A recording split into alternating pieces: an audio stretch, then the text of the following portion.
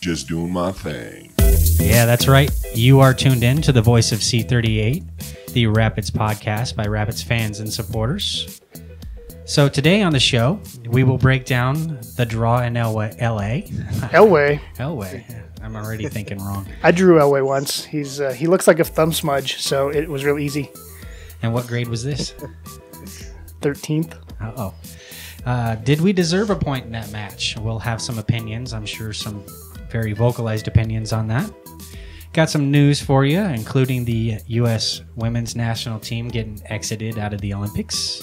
Someone is shadowing Pablo. Who could it be and why?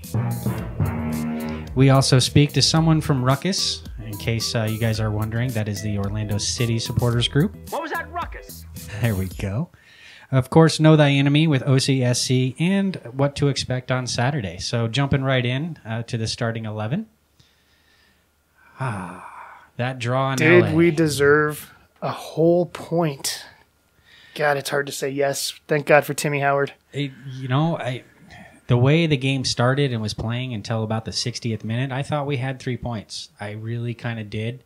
But I honestly was a little white-knuckled and watching it going, come on, guys, because for me, the one thing that I continuously saw, the difference was the passing and the execution from LA was on a whole nother level. These guys were threading the needle with the ball. They were sending 20-yard balls through 3 of our guys to their guy, and we couldn't do that. We did that one time, but Marley just couldn't. He didn't catch it in time.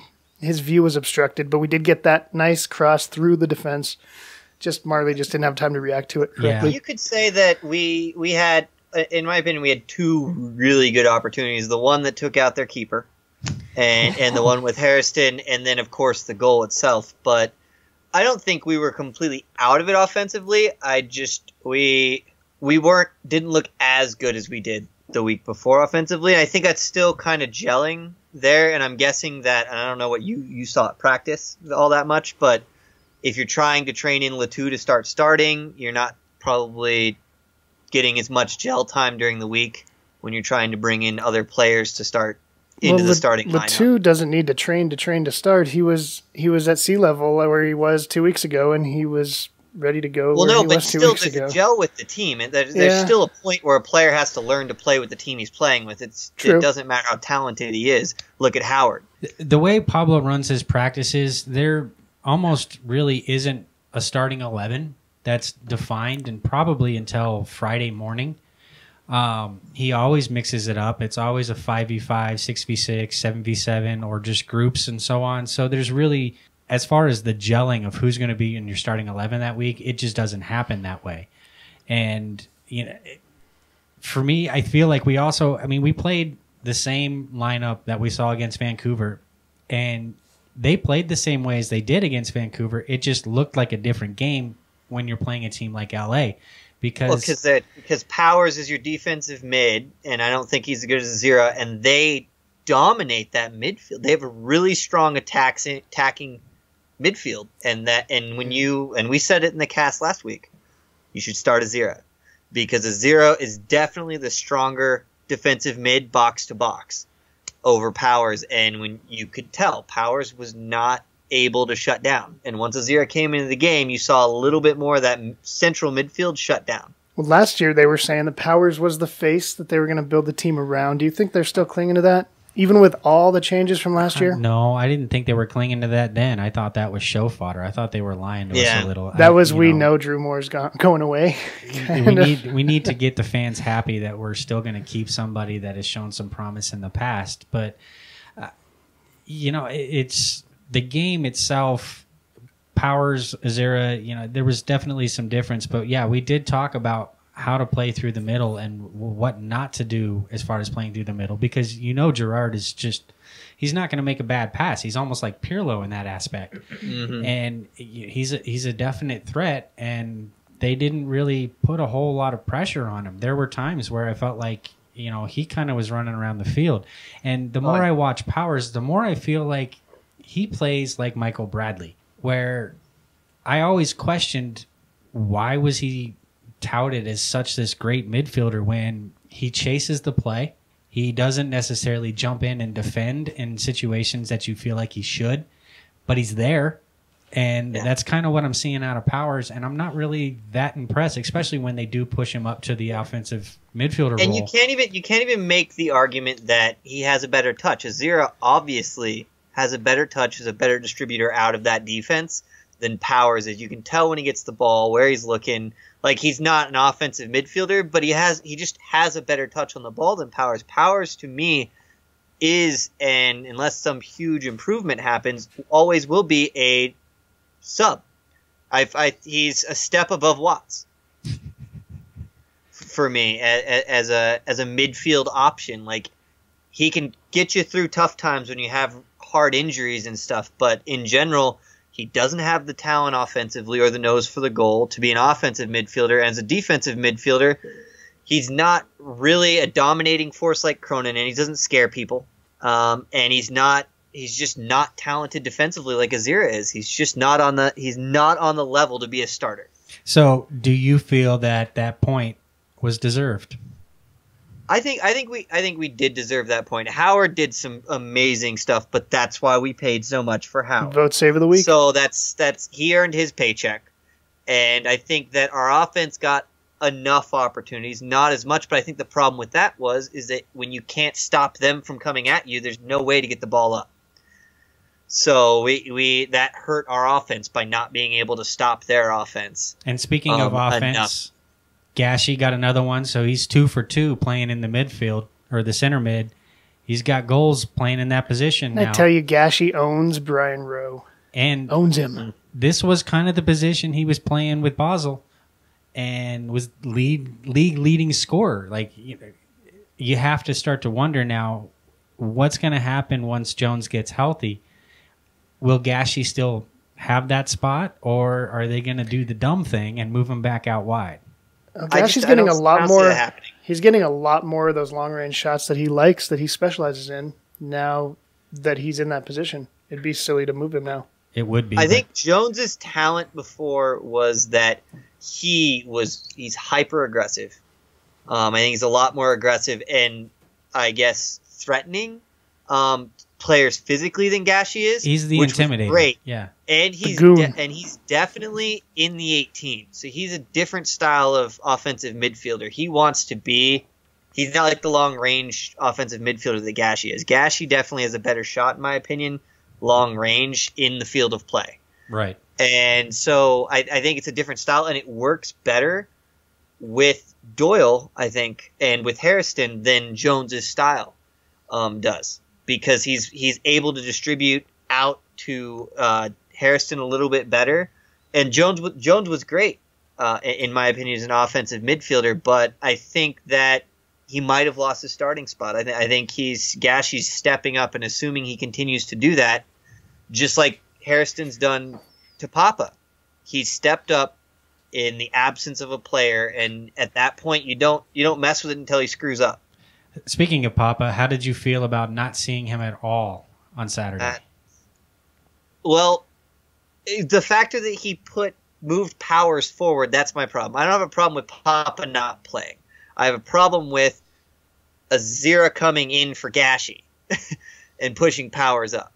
So for me, I would have done Azira for Powers and just basically did a like for like, but in my opinion, an upgrade, because Azira is a better player in my opinion. So, and left Gashi there. If you need to sub Gashi, I would have put Pappa in for Gashi. And let me bring up a question that we briefly touched on when I was on Mile High Sports earlier. And one of the things we talked about, and Darren was really adamant about it, is that he feels Pablo isn't playing the players in the right position. Some are sitting on the bench, some aren't in the right position. What do you two think? I'll let Matt have his first shot, and then I'll go off. That's kind of, the more I think about it, I missed opportunity to ask Poreg if he's going out trying to find these players that Pablo wants to plug into certain roles, or if he's just trying to find the best players he can, and Pablo does whatever Pablo does with them. I would like to think he's got a grand plan. Maybe these players are kind of on board like Gashi was with going to that number 10 role. Gashi, though, would go to number 7, 10, 9, whatever. He just wants to play. But it's nice that he got asked. Right. I don't know. I think last season, definitely think that Pablo was playing people in terrible spots and since he took over, really his opinion of people at practice and how hard they work on what he does. I think he still leans on that a little bit more than I like, which is why we don't see Pappa. He's kind of a lazy player. But at the same time, I think he's a finesse player. I was gonna say I don't think he's lazy, man. He's like a ballerina. He's that jock that took soccer. ballerina, so he can dance around. Yeah, but he's not a hard worker, and for Pablo, that is lazy. He doesn't want to play both sides of the field 18 to 18, which is not what you have to have out of an offensive midfielder, but that's what Pablo wants out of an offensive midfielder. So I think Gashi is better for this than Pappa is in this style, especially if you're trying to put him in the 10 role. I think Pappa plays with it too much compared to Gashi.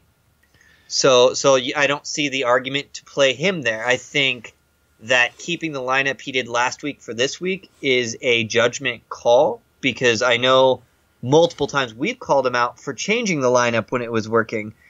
And so you can't say last week didn't work. It worked. Now, we had discussed that, hey, Azira and Latu starting might be something that you do because you're going up against a more solid team than we did last week. But you could still make the argument that it worked last week. Let some chemistry and see what happens. All right. Well, that wraps up the starting 11. One thing on chemistry, Kevin Doyle did tweet out that Latu already greets him as Horse when he sees him. Good morning, Horse. So the dude's making friends. That's all I'm saying. That's awesome. All right, Tam, let's break some news. Okay. Well, I'm going to start with Pablo, since we mentioned him in the beginning. He had a shadow at practice today, and it looks like he will have one for the rest of the week and for this Saturday's game. And it will be with Nico Raman. And I apologize, Nico, if I said your last name wrong.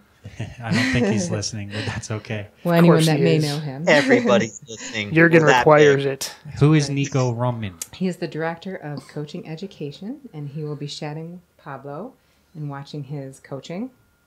And this is for licensing, for coaching Pablo. Enlighten us. I didn't know a coach needed licensing. I did not know. I just learned this. Licensing. When I coached, I didn't have a license. I just had to not molest children. Only requirement to coach kids. Apparently, that's not enough for Pablo. But do you think this will change his style of coaching during the week when you have eyes on you, or this game? A little bit. It makes me nervous when people watch me work. Yeah. So this was something that I noticed out at training. We were standing out there, as the team was kind of walking up. I happened to see a guy all up in United States gear. And I originally was like, oh, who are they scouting? And John, our photographer, he he went and while he was shooting pictures, he went and sat down. That's John Babiak? Yep. How do you pronounce that? Babiak. He sat down and had a little chat with him and then gave me the scoop at the end of practice. And so basically, as the director of soccer or coaching, he is out here to monitor and mentor Pablo as he is moving further to getting his pro license. And so part of his job this week is to evaluate and kind of give suggestions and stuff like that. So he was out taking notes and taking pictures, and he will be a part of watching what Pablo does on Saturday. And to answer Tammy's question, does this change how Pablo does some stuff? It might. He might be a little bit more intensified. There was a few more F-bombs in training and stuff like that, which I thought was kind of funny considering Jermaine's twins were out there. But we are definitely going to be explicit this week. The difference between this and, say, if they were coming and looking at him for the men's national team, or if they were evaluating for his job, I think it'd be different than him doing licensure. Now, my father, when I was playing soccer, went through a lot of licensing because he never played. So he had to learn soccer from at an older age and not playing. And so he took all those classes. He went up to, I can't remember what level it was, but it's the level just before you have to start doing physical activity. So there's a level that you hit where you have to spend like 5 days at camp, and half of that time is actually playing soccer and being in shape. So that's your level C right there. It's 16 hours, 5 days. You end up coaching a team at the end of it. And I'm familiar a little bit because it's actually a road I'm looking to go down. But it was a little... I liked it, to be honest, because I know that at the end of the week, he's going to get a nice little report based on what the guy saw, which will give suggestions, you would think, to better his coaching style. And he's obviously trying to improve himself and going through the proper means to do that. Like, my dad learned a lot. He was a better coach than a lot of people that have played soccer because of it's very different coaching versus playing. Right. It's kind of like the layman doing brain surgery. Every once in a while, you stumble on a good idea. For me, it means he's taking this very seriously. He's trying to improve, and you've seen improvement this season on what he's doing. We've talked about it multiple times. Does it mean he's great yet? No.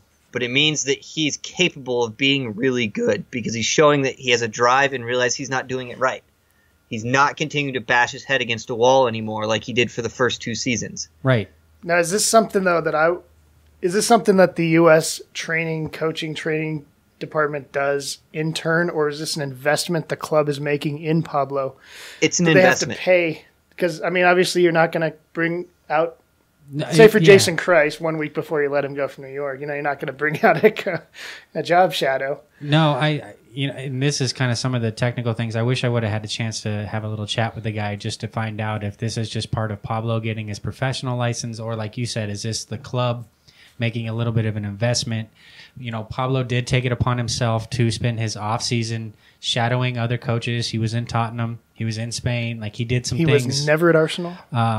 During the off season to better his knowledge as far as coaching goes. And you would have to think that based on the results this year, some things are working. And we've been hard on him at times based on his substitutions and things like that. It's our job to be hard on him.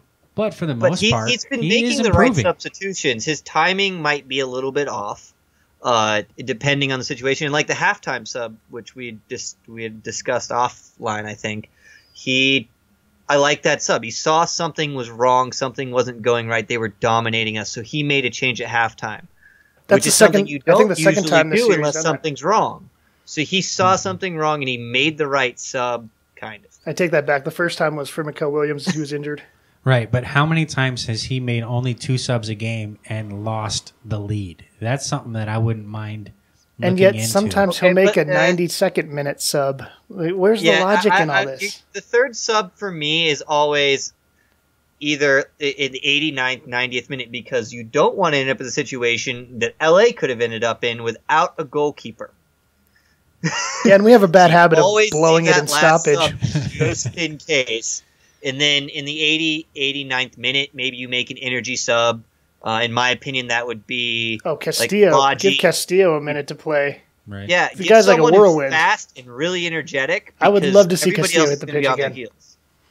And he would be custom made for that exact job. Just get out there and keep the ball away from anyone else. Yeah, I don't think we've seen the Tasmanian Devil yet. What else you got, Tam? Well, I just wanted to go over the rankings on the MLS.com. Colorado's number 3. Oh. I know. Wait. 3. I thought we were up from 3. I like what they wrote. Or no, we're up from 5? Mm-hmm. Oh, how did we get down to 5? We lost to tied Dallas. What? Yeah. No. Yeah. That Dallas game really screwed us. Anyway. Well, I like what they wrote because they wrote Colorado's ability to grind out results continue to be remarkable. And in Marlon Hairston, they have one of the season's breakout stars on their hands. The winger never floats. He's always busy, always finding spots to work in, and that's what makes him dangerous. So I'm a big fan of his. Yay, Marley. So is he our caca, like to Orlando, or who do you see as ours? Because they obviously think that he's our dangerous guy. He is dangerous, but we don't talk about him like we do. No, any other I would players. think Gashy's more our caca if you're going to put it that way. Hairston's skill is based on the factor that there's other threats, and he's young. Yeah. He's got speed, and that's where some people don't really realize what Kevin Doyle is doing, because it's off the ball stuff. He's pulling defenders with him, which is leaving Marley open to come around the backside and get in behind defenders. And with his speed, he can outrun most of them. And not only that, he spent a year down in Charlotte playing as a left back. So he's got this defensive ability that some wingers don't have. And he's had the ability to take balls off defenders and get in and create a chance. And well, that's it allows what your makes Marley defenders to special. swing when you can when he can actually drop back. But bringing up Kaká isn't the leading scorer for Orlando. No, it's Kyle Aaron. He's only got 4 goals and 8 assists. So he's not even topping either of those, is he? Maybe he might be the leading assister for them by 1. But it's the danger that people like Kaká, Doyle, Gashi cause that allows players like Hairston to score goals because they have to watch those other players and they don't consider him as strong. So they're marking Doyle with 2 people, they're marking Gashi with at least 1, and they're only allowing 1 other person to handle your 2 wingers.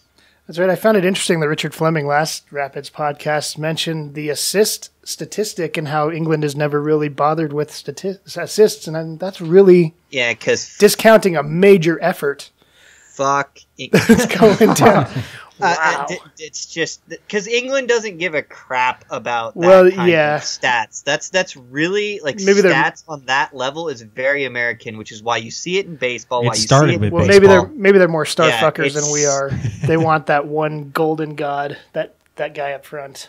But that architect they want to be able to break it down on a level that's just insane. Well, look at Gerrard and how many assists he has. And that's really kind of, I mean, the style of play that I played, I prefer to be the guy who sets the goal up. I get more of a rise out of giving an assist than I do a goal. And maybe that kind of glory is what brings these APL stars here. Maybe that's part of the pitch.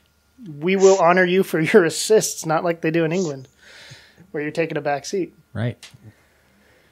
This is interesting. I was going to go over the injuries on the MLS.com, and they just took off the 2. Yeah. He was questionable for back pain, but he is no longer on my list. I just checked, and he's gone. I got some back pain too. I still made it today. But still, I mean, Dylan Cerna's still out, and St. Ledger is obviously still out. And Jones, it says he's questionable as well. They're going to leave Jones questionable forever because they have to prepare for Jones if he's questionable.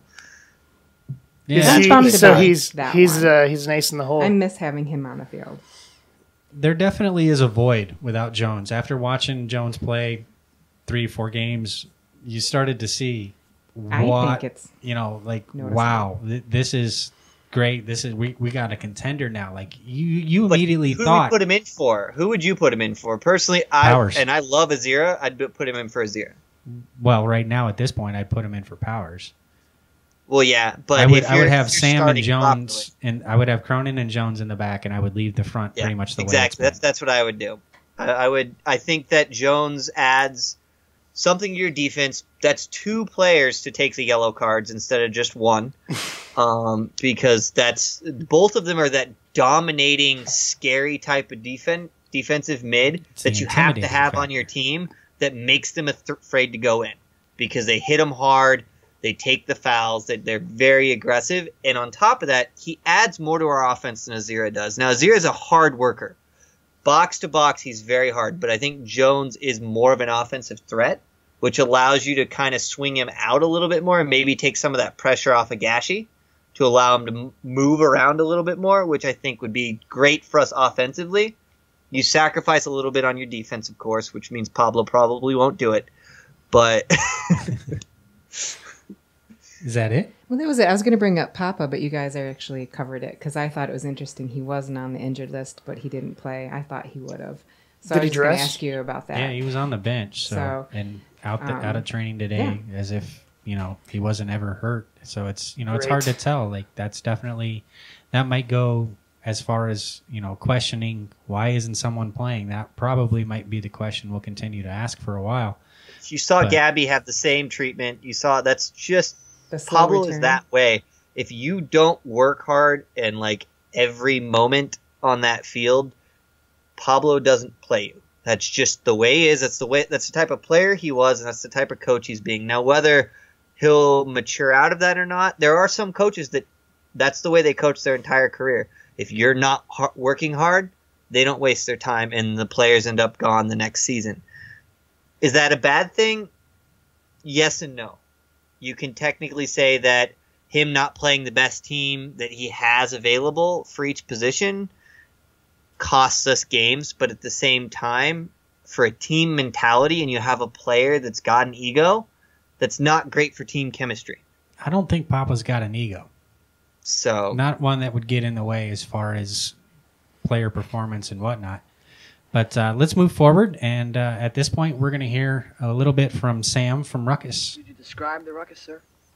All right, so I'm joined by Sam of OC Lions, or OC Lions TV at Twitter is the handle, but you also do a bit of a video show, some pre-games and whatnot for the Lions, yes? Yeah, well, I am a independent video blog, if you wanted to classify me.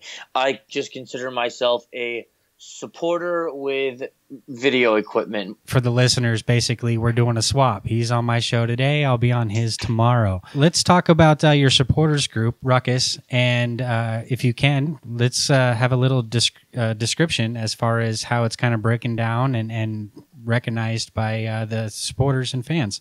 So Ruckus is the original supporters group for Orlando City. Them and the Iron Lion firm. Ruckus started first, and then Iron Lion firm came second back in the USL days. So actually, Ruckus was a supporters group before there was a team. So the original colors were black and red before they even had a team. They started about 8 months before the team actually got here, and then about a year later, Iron Lion firm joined. They came on, and those are the two main supporters groups. And within Ruckus, we have subgroups, and they're called affiliates. Is there any cost or anything like that to join? Both Ruckus and ILF have a membership fee. It's about, Ruckus is $25.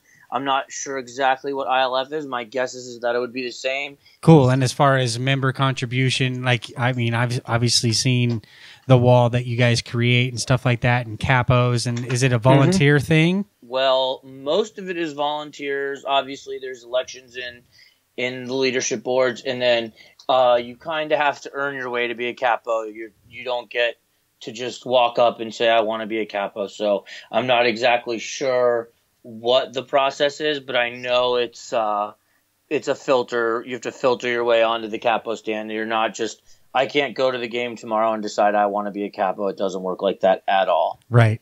So Let's actually talk some soccer now.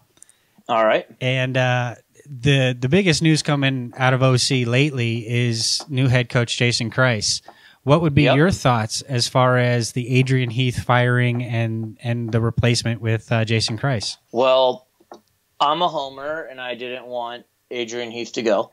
So I think, the team set out a goal at the beginning of the year and at the beginning of last year. That was to make the playoffs. And when we fired Coach Heath, we were only out of the 6th seat in the East on goal differential. So I don't think that, the playoffs wasn't unobtainable when Coach Heath was dismissed or left or fired or however you want to call it. With that said, there's nothing I can do about it. There's nothing any of the supporters can do about it. So we have what we're dealt, and we have Coach Kreis. And I think he's a more than capable replacement. I mean, his resume and his MLS experience speaks for itself. Everybody knows what he did at RSL with a low-budget team, and everybody knows what he did as a player in the MLS. So Coach Heath was a strict 4-2-3-1. Our players are for a 4-2-3-1. And Coach Kreis, everybody knows he likes the diamond in the midfield. So, right now our players don't necessarily match Coach Kreis's system, and we've been playing a 4-2-3-1. He's been in for 3 games. We've had a win, a loss, and a tough draw the last week away at Chicago in a game that we probably should have won. But he's playing a system that's not his with players that aren't his. So, he came in too late in the window to make wholesale changes. And I personally am expecting wholesale changes this next window, because I don't think that he wants to play the 4-2-3-1 at all. But I think that the wholesale changes need to start on the back line.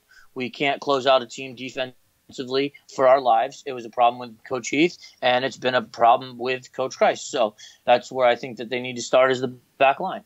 So are you okay with the wholesale changes, or does that make you a little bit afraid of who might go? Or well, I think we have some good young pieces that probably need to be held on to. We have a very high price designated player who I think obviously will stay at least for one more year. I hope we can get 2 more years out of Kaká. I don't want to see Larin go anywhere, even though I feel like it is inevitable that he will go at some point. I hope it's later rather than sooner. And everybody else on the roster, if he wants to purge them to bring in his players, if it fixes the defense, I'm all for it. Across the back line, any kind of changes that he wants to make, I'm cool with, because I think we've maybe only played 1 good game defensively all year, maybe 2. So does that make you a little nervous coming into Colorado, where we do have a really, really strong defense and our offense is just starting to find its niche? I'm more scared about the first part of your statement than I am about the second part of your statement. I don't know that your offense is like so good to the point where it scares me. However, I know what you guys do across the back, and I think you've only given up something ridiculous like 6 goals at home all year or something. So that does frighten me greatly. So being in 7th place at this point in the season, are you happy, a little frustrated, not content? Happy. All right. Not content. No one is happy or content being in 7th place. If we were in 6th, I would be happy and content because we'd be in the picture. But where would you have thought you would be coming into August? Oh man, that's a tough one. Probably 4th, maybe 5th. But we've probably dropped, 12, 15 points just not being able to close out games defensively. Sounds like you're going to be joining us on Saturday, making the roadie out. Any final thoughts for you as you're coming into Denver for your first time? I'm just excited to come to Denver generally. I haven't been to Denver in about 10 years, and last time I was there, it was February and it was snowing. Things will be very different, man. No humidity. I'm all right with that. All right, great. Thanks for joining us. And we'll see you guys out at hopefully the tailgate come Saturday. Yeah, I'll definitely come by. All right. Well, there's a little bit of insight from someone who has spent their entire season watching their team and coming into Colorado feeling a little scared. A little bit scared. He makes some good points. Orlando has not had a defense to speak of really at all this year. And, maybe they're without St. Ledger and Arlen Conlin. I don't know. They've definitely have struggled as far as their back end of their, roster, so to speak. But does that necessarily mean that it's a walk in the park for Colorado? I don't think so, because they still have an offense and a few players that they're going to have to watch out for. It's pretty insightful about Christ coming in late window with none of his own players and his formation, seemingly inability or unwillingness to adapt to a system that's already in place. Is he just going to submarine the whole season, or does he have to kind of play ball until he can make his changes? I've been watching since he's taken the reins there, and I feel like he's going to play ball, but I think that I wonder if some of the negotiation tactics of bringing him in was, this is what you have this season, but we'll get you what you need next season. Because there's no secret. Orlando will do what they need to do. Sorry, Howard's not available. What he needs might be a Penske truck for his next gig. He might need a few. It might be the Mayflower truck. But, that is kind of something that you wouldn't really think of right away. It's not something that I thought of. When he brought it up, I was like, oh. I never would have either. It didn't occur to me that you're right. Christ plays a different style of soccer, or coaches a different style of soccer than what Adrian Heath did. And I don't think the club was really built for Adrian Heath either. I mean, the owner went out and he got who he wanted, and they made a remarkable draft pick with Kyle Larin. If you've watched this guy, he's someone you really got to worry about. He can put the ball in the back of the net with any body part. I mean, he literally could pelvic thrust the ball into the net if he wanted to. I heard he doesn't. He has a detachable cup just for such a need of rises. Can pop it right down into his shin guard. It's something, man, because that guy, he has an uncanny ability to finish, and I worry as a Rapids fan every time he touches the ball on Saturday, because something could happen, and we're going to have to rely on Howard for sure. As a Rapids fan, but how do you feel as an Orlando fan, you two-faced son of a bitch? You haven't mentioned it once today. As an Orlando fan, I've second come to team terms with the loss. Second teams. No, I've said it. I will root for Orlando except for when they play the Rapids. Getting called out. I thought we had to disclose that in the beginning. I've been waiting the whole time. Orlando's my favorite East Coast team, only because it's the only East Coast team I visited, and they were awesome. They were. We came out there, and I took my whole family and a couple friends, and we went, and they brought us into the tailgate. We're giving us beer, playing flip cup, beer pong, just hanging out, shooting the breeze. They started laughing when security came to escort us in. It's not often you get escorted in by security. Yeah, they actually offered, like, You're a no, public let him, nuisance. they We need to keep escort you you in under a control. half an hour before game time. Yeah. So they were like, no, just let him keep playing. We'll escort him in ourselves, and it's MLS policy.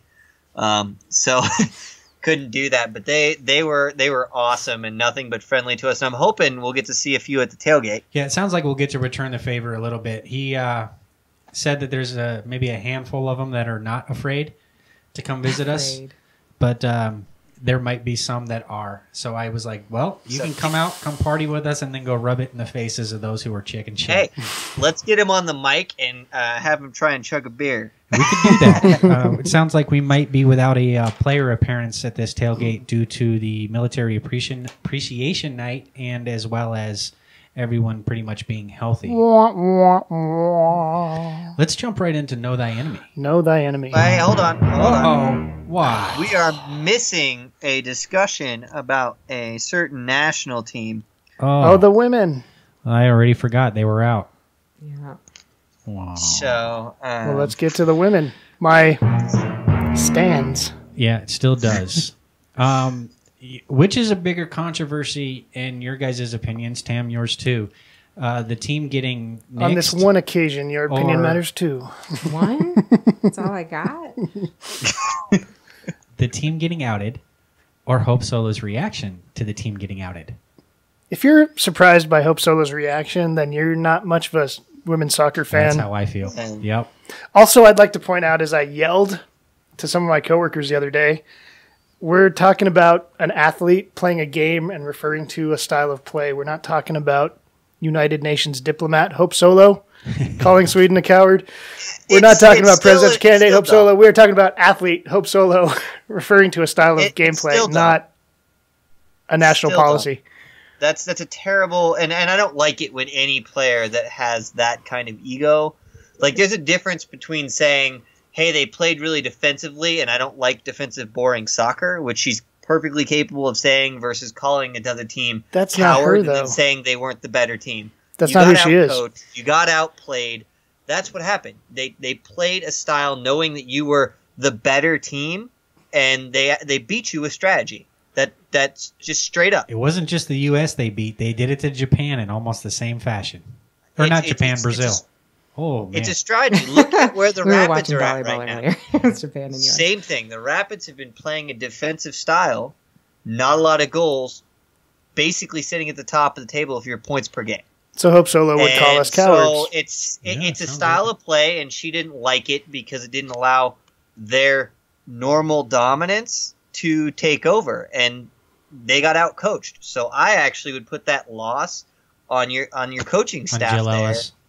Yeah, and to be honest, Hope didn't have a great tournament, so she doesn't have a lot to work on with her ego right now because she let a ball go right through her legs. Yeah. Right through her legs, and that's just the top of the iceberg for the tournament for her. So I think she was just frustrated, of course, and she's just not mature enough to. It's the same thing you ran into with what's his name? Was it Cam Newton? Mm-hmm. Who was the quarterback that said some stupid shit while he was getting interviewed after the Super Bowl? All of them.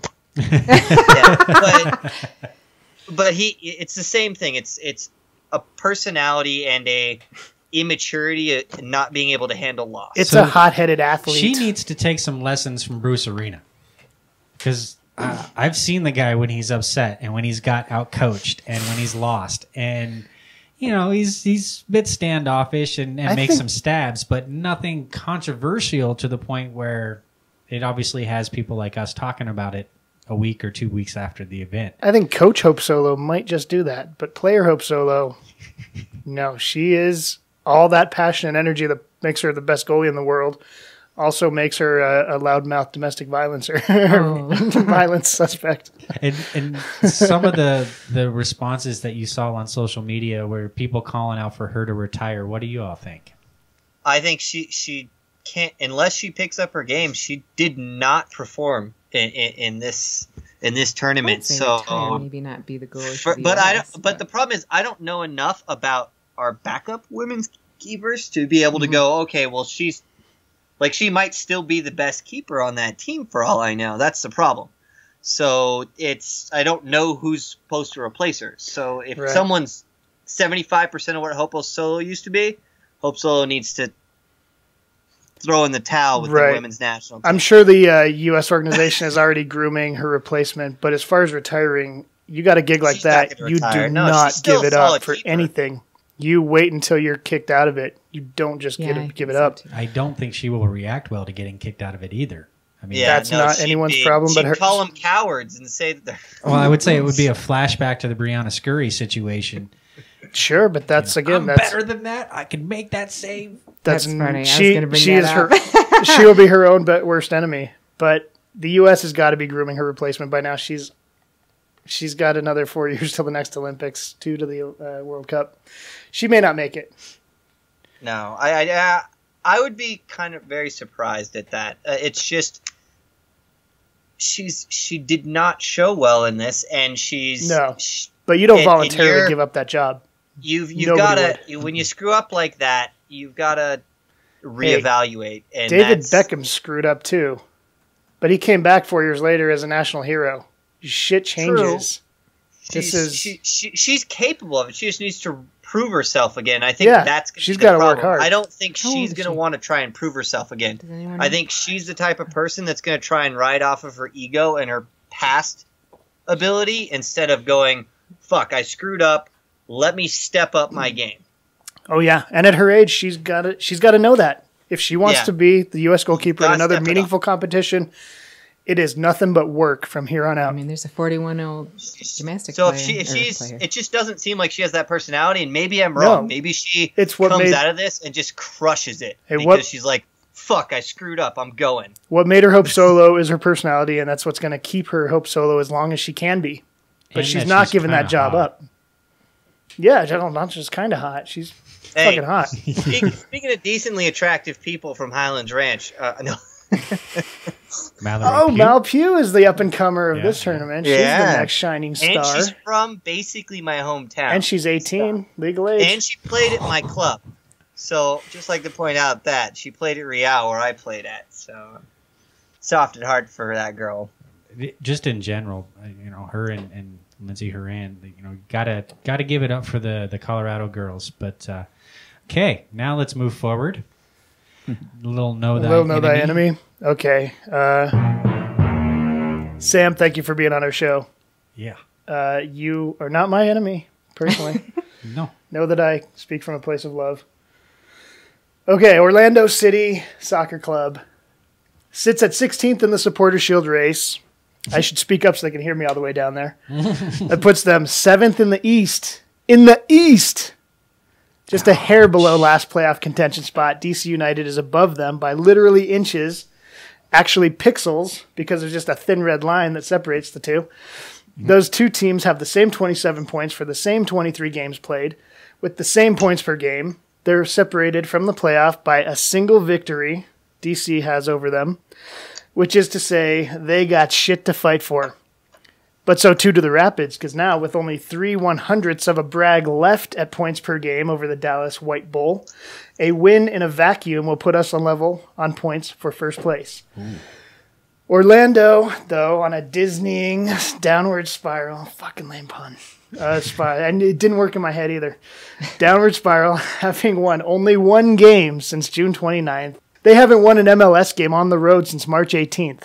Ooh. They only have one win this season. One right? away win. 1-5-5, I believe, is their record. I was going to bring that up. That win was at March 18th, which, in relation to their club history, dates all the way back to when the Earth was a barren orb of lava with no signs of intelligent life, much like Florida in general. From the perspective of, say, an anthropomorphized mouse, about 20... you have whiled away the autumn of your life since Orlando last won a road game. From the perspective of, let's just say, a Nazi sympathizer, the last time Orlando won on the road, the Nazis had invaded Vichy, France. From the perspective of the lifespan of the fame of Orlando's biggest ever celebrity, Delta Burke, from the hit 80s sitcom Designing Women, the Lions haven't won a game on the road since that time when Suzanne Sugarbaker took up smoking in an attempt to lose weight, and Anthony had sexual fantasies about Julia and Charlene after being purchased by them in a bachelor auction, and Mary Jo decided she wanted another baby, so she tried to trick JD into having unprotected sex rather than going to a sperm bank. Sorry, television was just so pure back then. From the perspective of Kingston the Lion. Now, bear with me here because I had to factor in that the expectancy of life expectancy of a lion nearly doubles in captivity, while at the same time factoring in the detriment of the obvious steroid abuse. Hence, my calculations are still pending peer review. But from the perspective of Kingston the Lion, OCSC has not won a road game since he reached sexual maturity, becoming aware that, like most feline penises, his penis has backward-facing spines that, when inserted, scrape the walls of the female lion's vagina in order to stimulate ovulation. Sadly for Kingston, due to customs regulations and competition from the world's zoos, the club hasn't yet acquired a female lion for Kingston to take his frustrations out on. So for the time being, lioness lookalike Breck Shea will have to do. Oh, that's awesome. That has been Know Thy Enemy.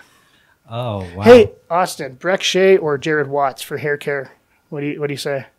Oh, I don't know. Apparently, Jared Watts spends 2 hours doing his hair. Jared Watts has never just on a whim sported a mohawk, a 2-foot-high mohawk. That was, Tam and I, we used to, before we moved our season tickets, we were sitting right behind the visitors' bench. So this was back in the day when Breck was coming off the bench for Dallas, and he would be warming up right in front of us with that massive mohawk. She couldn't do anything but laugh.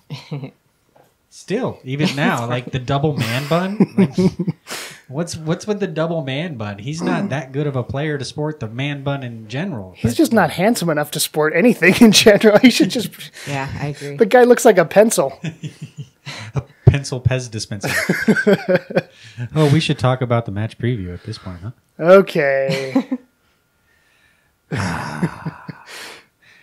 Briefly discussed it kind of earlier about the formation and Jason Kreis and his style of soccer and the way Orlando's built. They're definitely a bit of a clusterfuck right now. And when you talk about the fact that they haven't won on the road since March, oh man, I kind of feel their pain a little bit because of how we were last year.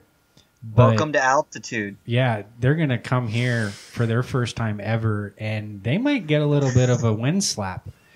And I don't know. I mean, the Rapids definitely, in my perspective, have the advantage going into the match on Saturday.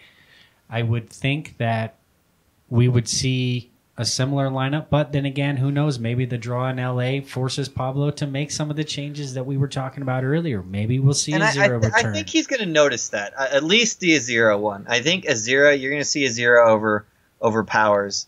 Because he made that sub 45 minutes in. That's why I say that. No, that was Latu who came in 45 minutes. Oh, no, was it? Oh, yeah, that's right. A 0 didn't come in until the 60th or 70th minute. But I think that if we were to see changes, those are the two changes we would see at the start. Yeah. Who knows if Latu is ready to run 60 minutes, 70 minutes at altitude? It was hard to tell at training today because at training today, there was only 4 original starters that were out there. So you had Eric Miller out there, you had Dylan Powers out there, Dom Baji, and Marlon Hairston. Those were the only starters that were out at training today. The rest of the guys were inside or resting or taking a professional day, so to speak.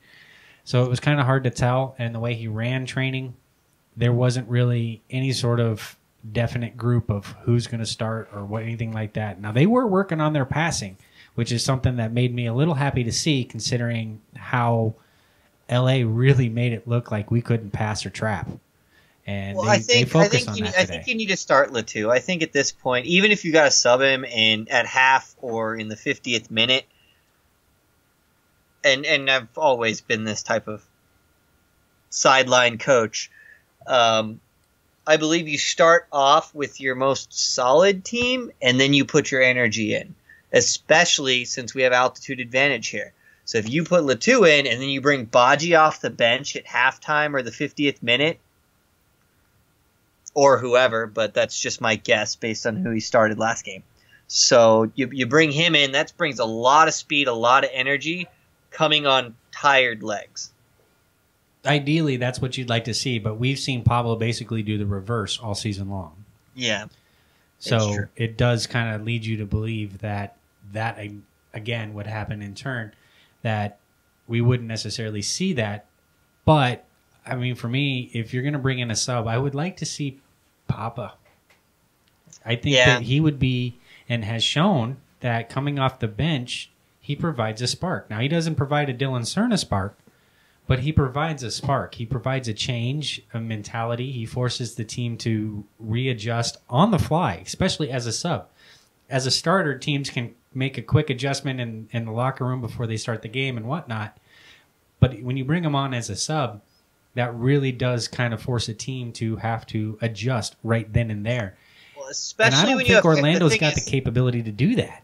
If you have Hairston playing outright 90 minutes, you already got that speed factor, and he doesn't slow down in that 90 minutes. So you leave him outside, and you bring Pappa in to help kind of do some distribution. Even if you instead swing Pappa in and swing Gashi out, which you could do, and allow Gashi to kind of go outside instead of playing that 10 role and let Pappa do that 10 role.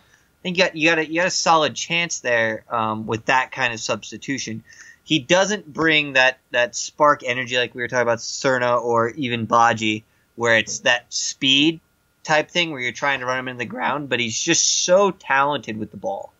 He holds it a little long, in my opinion, but he's just a great talent, and depending on where you're at in the game, he'd be good to see a little bit more of. Now, we've noticed that Pablo doesn't seem to like Pappa, so I don't know if you would call it that. I mean, if you think back to the beginning of the season about how he was babying him so much, and it almost seemed like when they brought him in, they had a specific plan for him. They really wanted to utilize him. So it is a little confusing not seeing him utilized, especially knowing that he's healthy. I think last game would have been the perfect game to throw him in. That's where I'm saying that even if he'd made him be the sub for Gashi instead, though I'm not a huge fan of Powers over Azira, but if you've already started Powers, why not make a more like for like sub instead of going so defensive? And it just makes me think either he doesn't want to play Pappa or there's something wrong with Pappa. But the factor that he's been on the bench, he has seen a few minutes here and there over the last 5 games. You got to assume he's not injured, right? Milking an injury. So why are you not playing him? Why are we not seeing him? It's definitely a question that runs back and forth in my head. And then, so moving forward. Sorry, Austin, does that box behind you say Playboy Bubbles? Oh, it's a bobblehead. Okay. Yes. What it's Playboy bobblehead? But he's upstairs. Who? Tim Howard bobblehead. Okay. Yeah, he's upstairs. He always agrees with me. It's awesome. Would have preferred a Playboy bobblehead. I like that idea much better. But I hear you're much it's better. It's not the head that bobbles. 3 points. I'll start. My first point is, and I'm going to keep starting this way because I feel like it's really a key for the Rapids at this point in this stretch of the season, that they got to start strong. They need to come out dominating possession and dominating my second point, or actually my third point, which is shots. you come out and get another goal in the first half. You force Jason Christ to make changes that he doesn't want to make. And if he's already dealing with a squad that he's not really comfortable with, in a formation he hates, a formation that allegedly he hates, make the guy work. Make everyone work, which is my second point. Run them into the ground. They're used to playing on really, really hot surfaces in a really humid temperature. That climate in Orlando should give them some advantage to an extent, but not when you come here and you have the altitude. It will affect them. And I think that we will start to see rubber legs from Orlando come the 60th minute. And if we're up a goal or maybe two by that point, that's when we can maybe start to see the club close out games that they haven't been able to do in this last stretch of 5 or 6. And then so my third point, shots. We've talked about it. You brought it up about how many shots Gashy's taken, how many shots Kevin Doyle's taken, and compared and combined their shots, and they're still not even equal to David Villa or Giovinco. These guys who are leading the league in goals are also leading the league in shots, and that's something that this team isn't really doing much. And when you're facing Orlando, who is tied for the third worst defense in the league with Vancouver, who we kind of, in a way, ran over a little bit 2 weeks ago, it would seem to me that this is kind of almost a similar matchup. You got a team that has a little bit of an offensive threat and no defense. So pepper them with shots. Let Gashy do what he does best and fire in shots and hope that Marlon, Kevin, Dom, Sebastian, any of those guys can get in there and get a rebound and just bury the ball in the net. I'd love to see the second game this year where they score 3 points or more or 3 goals or more. So I'd like to see more than 3 points. Yeah, that would be great if that was possible. We need 4 to get this. Dallas. This is an Eastern Conference team, so this is the only time we're going to face them, and it's in a way a bonus 3 points in the standings because you're not taking points away from anybody else in the Western Conference. So this is another opportunity to stay along those lines with Dallas, depending on how their weekend goes, and it really I think is vital for the Rapids to do all 3 of those points. Come out strong. Run them into the ground and just pepper them with shots. Because even the more shots you take, it's going to force a team to play more defensive.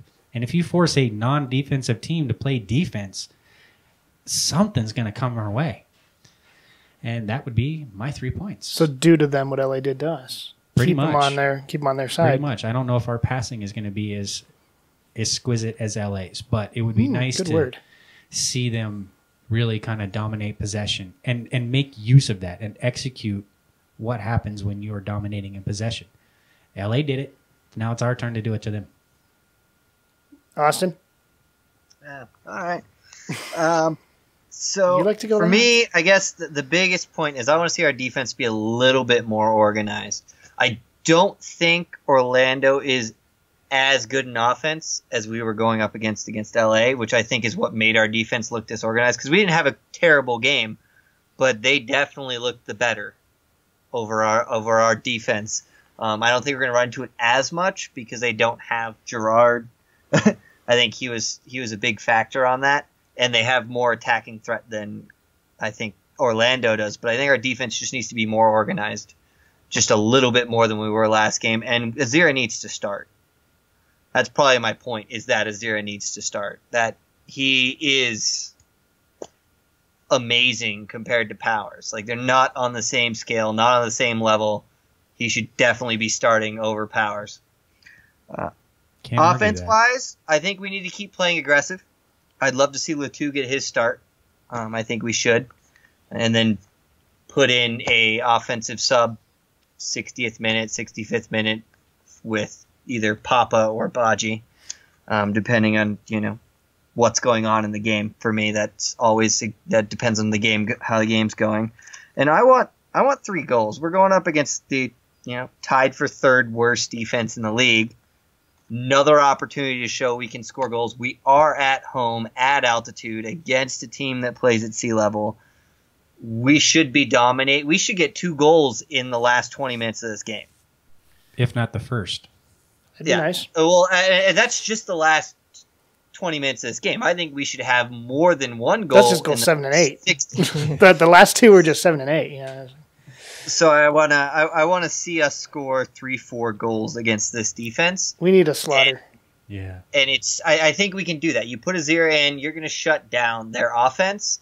And with the way our offense has been playing, I think we can do it. I think this can be a breakout game, being at home, playing against a team that's coming from sea level, a pretty bad defense, and our offense is now starting to gain some rhythm. And frankly, we need a morale boost for our road trip coming up. We got a big roadie 4 out of 5 games away, and they're going to be tough. Yeah.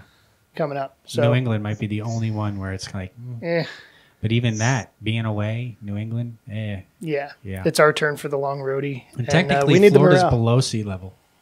Speaking of away, I think stadium's next up, year the voice staff might be making the trip out to Orlando when we play there. Already mentioned to my kid Disney World, So I'm pretty much hooked into it.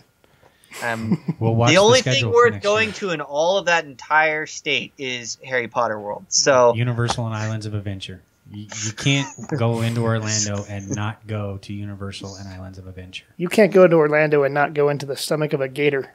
Oh. Well, that's only if you go to Disney. Yeah, all right. Stay in the shallow end. Tailgate news. We mentioned it briefly earlier.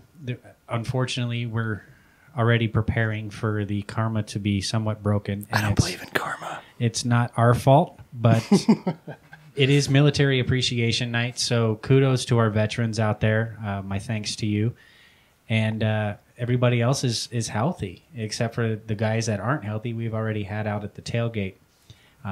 But other than that, it's going to be your typical rockin' tailgate, craft brew into kegs.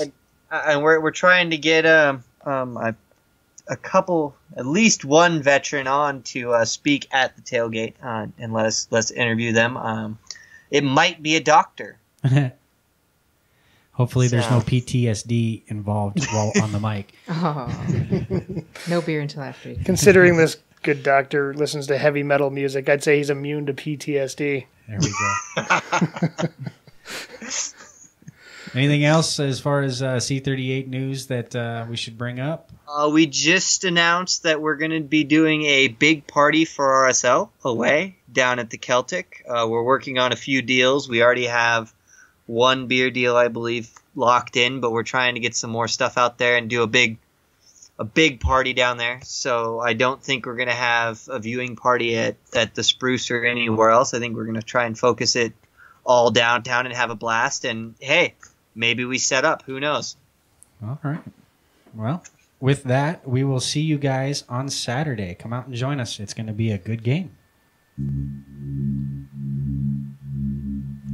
Howard.